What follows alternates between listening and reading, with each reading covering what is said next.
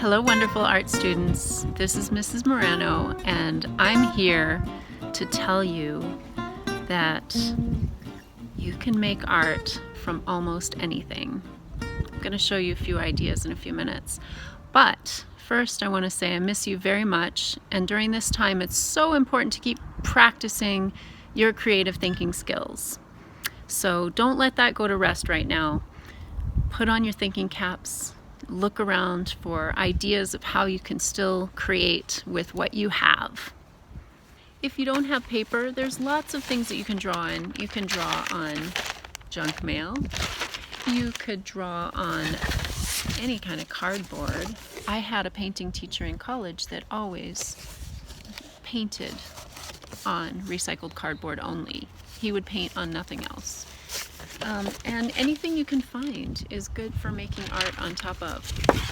So making art on cardboard is a great solution. Recyclables are a great solution. There are many recyclables that have good art materials right within them. Like this box, for example, there's a mirrored piece of cardboard in there that I am going to use for something spectacular, I'm sure. I'm not sure what it is yet, but I know I will use it for something. So I will cut this open and use that back piece to create art on top of, to create a beautiful image, a beautiful composition. There's also all kinds of boxes that you can open up and find good surfaces for painting or drawing. And as far as drawing materials go, use whatever you can find. Markers, pencils, crayons. You could even find a flat stone, like a piece of flagstone, and rocks that will make marks on there, and you could use all kinds of things to make shadows and highlights and smudges. Just make sure you're cleaning up after yourself, because oftentimes the messes we make from art can be a little stressful. We need to make sure we're taking care of cleaning up after ourselves.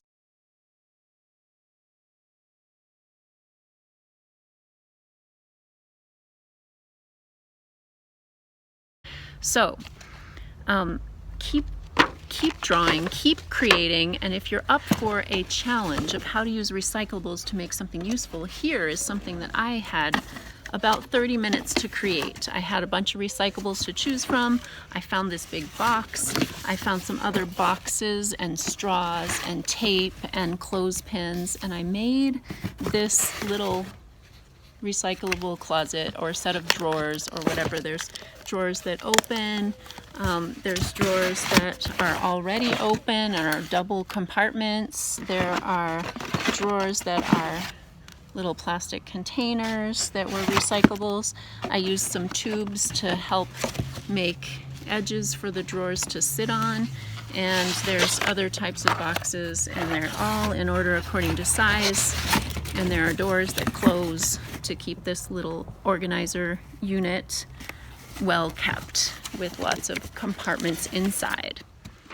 Another great art material is a brown paper bag. Of course, you have to open it up so that you can work on the inside, because you don't want to compete with the lettering and the pictures that are already there, but a paper bag gives you a lot of material to work with. At my house recently, we have been experimenting with painting on coffee filters.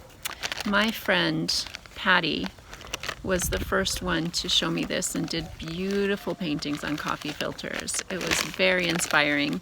And we had some fabric paint and some fabric paint resist. This Elmer's gel washable glue is a good resist to create art that's kind of like batik.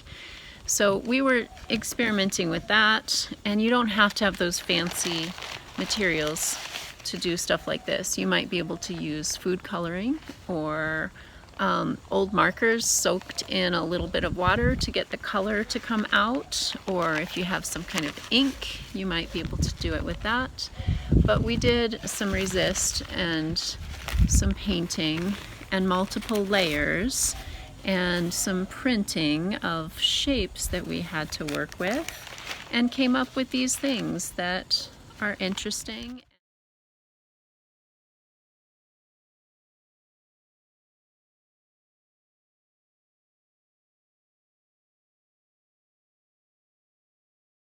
And if you don't have paintbrushes, there are lots of things you can substitute. You could substitute Q-tips. You could even use toothpicks to do little fine details. Or if you don't have anything like that at all, but you could go outside and look for some kind of twig that you might be able to make into your very own brush, just like people 100 years ago, 1,000 years ago might have been doing to paint pottery or other things to make their mark in the world. Oh, there's one more thing that I have used to make art, and these are this corrugated plastic that comes under a frozen pizza crust that I have saved many of and eaten many of the frozen pizzas. I've been using these for extra paint. I've been also cutting up paint pellets, dried paint pellets, and cutting out fish. This is my series of corrugated pizza crust discs made into painted underwater scenes, and I cut out shapes that end up looking like fish. This is my series that I will keep showing you my progress. I've been using only recycled paint or paint left over from other projects and adding to these corrugated plastic discs.